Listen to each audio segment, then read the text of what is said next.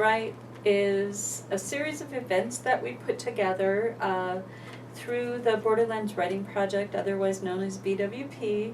It's a local site. It's one of 200 sites across the nation from the National Writing Project organization, which is federally funded through grants that the National Writing Project seeks out from the federal government. NMSU teachers partner with teachers from K through 12 in the Las Cruces area. Some people come from Alamogordo and some other places, Truth or Consequences, Hot Springs, and we joined together, we partnered together. We had a wide range of teachers, from pre-K to teachers widely from many traditional schools around Las Cruces, the public schools, the charter schools, the schools for students in juvenile system, students with some disabilities, maybe some mental or learning disabilities, vocational. We always met at a different location and destination, but the key things that were always the same: coming and writing together, coming and sharing a potluck breakfast or lunch together, sharing food, sharing community, learning from visitor that day, then writing some more, sharing some more, and then discussing how what we were sharing can be brought back to the classrooms and help one another incorporate more strategies. I had wanted to do the writing project for a long time, just because for many, many years, writing project teachers were always, in my opinion, the best teachers, because it really is good. It's good training to go through the writing process yourself and be put on the spot in the same way that you ask your kids to be on the spot on a regular basis. So I did the writing project to stimulate my own writing and to get me in the habit of writing. And that's why I did it, and it's energizing to do it. I mean, it's energizing to put yourself through that same thing that you ask the kids to do every single day, right? Write your thoughts down. We're not going to give you any time to prepare. I want you to sit down and write and then share it. We're surrounded by writers and we don't even know it. There are people that, have a great passion for it, and I think that is encouraging. I can remember talking to different people when we went on the hike up Soledad Canyon. Mm-hmm. And then when we sat and we had the lunch that day, and we were sitting at a table with different people. Then the next time when we were out at the Bosque, we were around different people, and we were on the trail hiking, and I am really impressed by the speakers that we've had. Oh, yes. That have been so inspiring, and absolutely. Listening to about the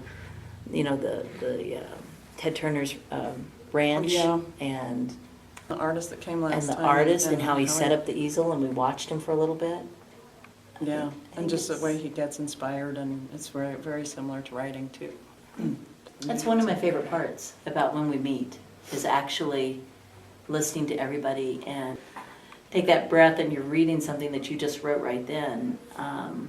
And like you said, you can't, once it's out there, you can't really take it back, but having the courage to do that. Mm-hmm. And then listening to other people that are, sharing what they wrote is very powerful. I love that it's taken me so long to be this age, that this journey that brought me here started there.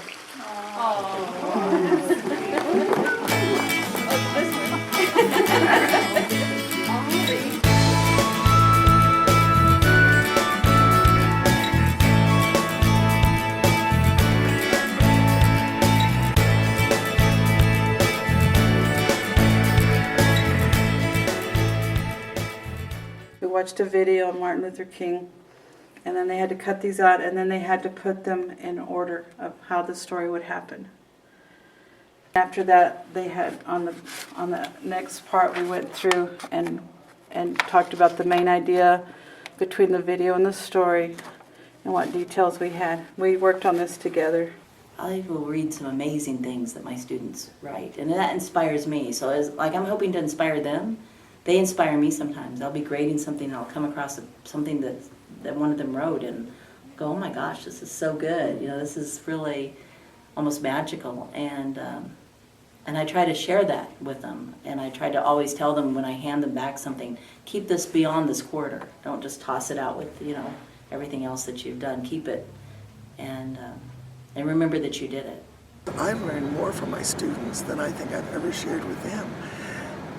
Once you get them thinking, once you get them looking for the evidence and supporting what they're saying, instead of coming from a platform of anger, a platform of simply what somebody else is telling them, and they reach deep down and they get it out and they think about it and they show you how they developed those thoughts. For me, that's the most powerful moments. Part of the portfolio is a reflection they write on themselves as writers and what they've learned. And I often ask them to share some of that, and that's really, really great to hear. And they read a short piece, either a poem or a page out of a story. And I don't know, they're so proud and everyone's clapping for them. And I just love the portfolios because it makes me feel like, wow, we've done so much.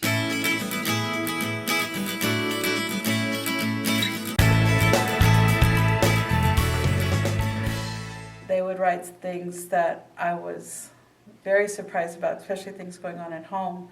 And I had to figure out a way I could write back to them. It was a safe way for them to communicate with me and say something, you know, like, you know, I hope things are going better, you know that you can come and talk to me anytime, or you can write to me. And sometimes they'll write me a note and let me know they feel safer using writing than vocalizing it because nobody else can hear it. And that's their voice just going to me. Because I would assure them no one else reads the journal but me and you.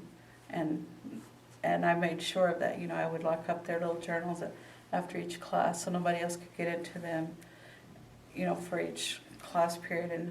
And that helped them feel safe too.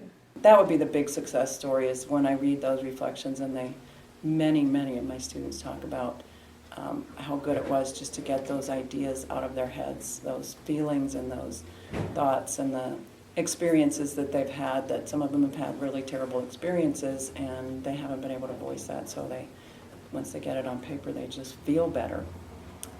So that would be a big success story. I've got 3 girls in here right now who are not in the most secure of circumstances, okay? Not going to talk about those. It's nobody's business. I'm just saying, for me to have my classroom where they can have glitter and they can have music and they can have art means that they've got a place where they can be safe, and that's why I became a teacher. Okay, so that kids who didn't have a safe place would have a safe place to be and have at least one grown-up who cares about them. And all the research tells us that all it takes is one adult to care about you this much in the world and you'll be fine. One friend in the world and you'll be fine. One adult that you can depend on, one friend that you can depend on, and the opportunity to be safe and warm and eat, okay? And literally have some space where you can just be yourself. That's what this means.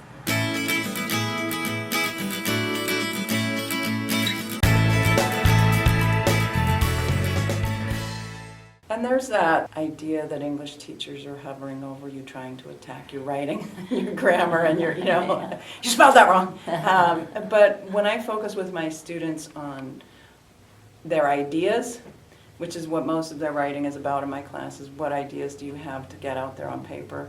And I don't focus on, you left out the period and you didn't capitalize this. They're a lot more free. They feel a lot more free to say what they think. And that is a big thing for me, is to get them to say what they think. I agree with that. And I think sometimes, too, I will always kind of set the stage for their writing. And when I'm going to be looking at the grammar, be looking at the structure, be looking at that, so Absolutely. that they anticipate that. But if I'm having them write their autobiography, which is one of the things that I do, I agree with you. I'm not, I tell them, I said, just write whatever page, tell me your story. And then I don't spend the time going back with that, because that wasn't the purpose. Right. And they would say, Ms. B, you're supposed to tell us what it means, and we give it back to you and write in a paper. And I said, excuse my language, I said, like hell you are, or I am. That's the worst you'll ever hear me say, or hell or damn. I said, no, I know what it means. I want to know what you think. How are you getting that support? What personal material are you bringing into it? Writing is our expression. Writing is the way that we communicate with the world. It's the way we learn about ourselves. So writing is key. Literacy is key. Reading is key. And helping these guys realize that they already have those skills and they just need to learn to apply them. That's what writing is. Testing does not lead to good writing, because testing implies that there is one right way to write every single sentence, and that, of course, is ridiculous. I'm helping Mercedes write right now, and we're both changing each other's words and making those words better. So that's what writing does. It allows you to process through language, and it allows you to discover things that you wouldn't have discovered if you were just filling in blanks.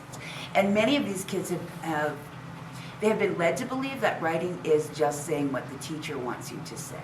And so what I do with my writing program is teach them to use their own voice to say what they want to say.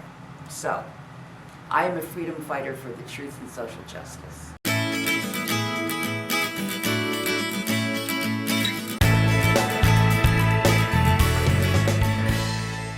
So I have a student right now who last semester turned in nothing.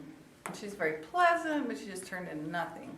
And we were trying different types of writing, and so we got to short stories, and she turned in a beautiful short story. And so that was a success story. And I have a student that I'm working with right now who is going to the Poetry Out Loud contest in Santa Fe and has had a couple of scholarship opportunities that I've been able to help her with. The first one she didn't actually get, but she feels like that was a good thing to have participated in, to write the essay and have her English teachers look it over and help her to edit it and all that. So, and I expect really great things from her, because the things that she writes, her goals and her dreams, and they might not have actually been available to her a few years ago, and as she's grown with the writing and other things that she's learned as well, but she can voice those things and write a really nice essay so that she can go on with her life and have her dreams realized.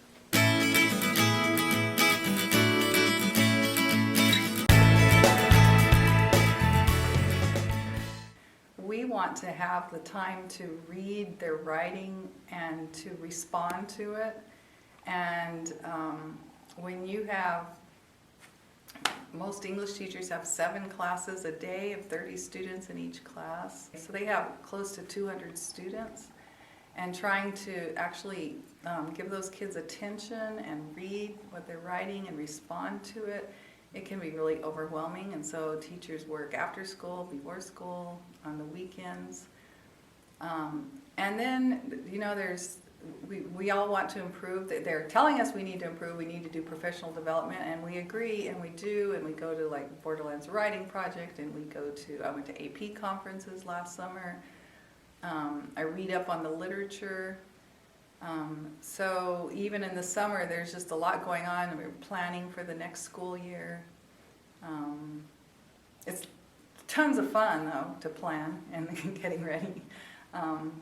But yeah, it's a very intense job, especially during the school year. It's very intense. It's always going on. As teachers, we have to have vast content knowledge that is much greater than in those little tiny, narrow curriculums. I teach English 9, 10, 11, and 12. I teach New Mexico history, world history, U.S. history, government and economics. And then I teach about 5 electives on the computer, which means that at any given time, I have to be able to answer questions about what's the difference in the Egyptians and the Kush civilization versus, who was working in World War II. There's just a lot of stuff that I have to have in my brain, and it's already there. I mean, I'm well educated. I have a couple of master's degrees and my undergraduate degree. So I'm certified to teach language arts and social studies. I should know all that stuff, okay? But I don't think that there is a great appreciation for the vast amount of knowledge that every single teacher has to have at their fingertips every day. I think we're professionals. And I think part of being a professional is that you want to be better at what you do. And so if you have an opportunity to participate in something that's going to make you better and going to help you communicate with your students and therefore make them better, that's just our responsibility. I mean, we want it to be fun. This is a great, fun project, but I think we're always looking to see what we can do. Absolutely. A lot of opportunities out there for professional growth that we can carry back into the classroom, and I do think that is our responsibilities as teachers. Mhm. That's Yeah, I mean, anything that I can do in that way to connect writing and reading back to what we do in the classroom.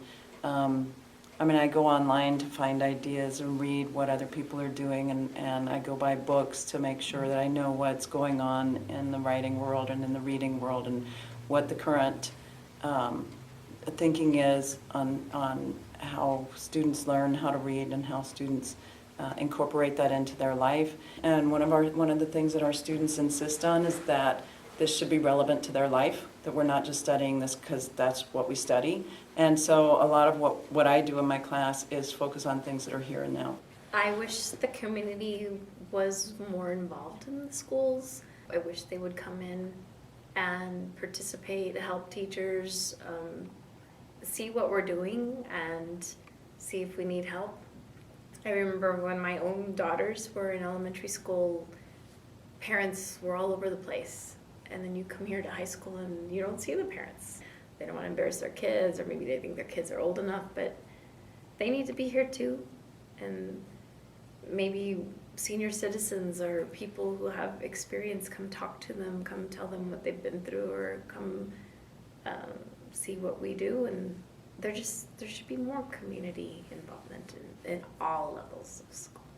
We need, and the teachers need us together, to work together as a community, to support one another, to be our best cheerleaders, to encourage people on. Right now, the teaching profession isn't so attractive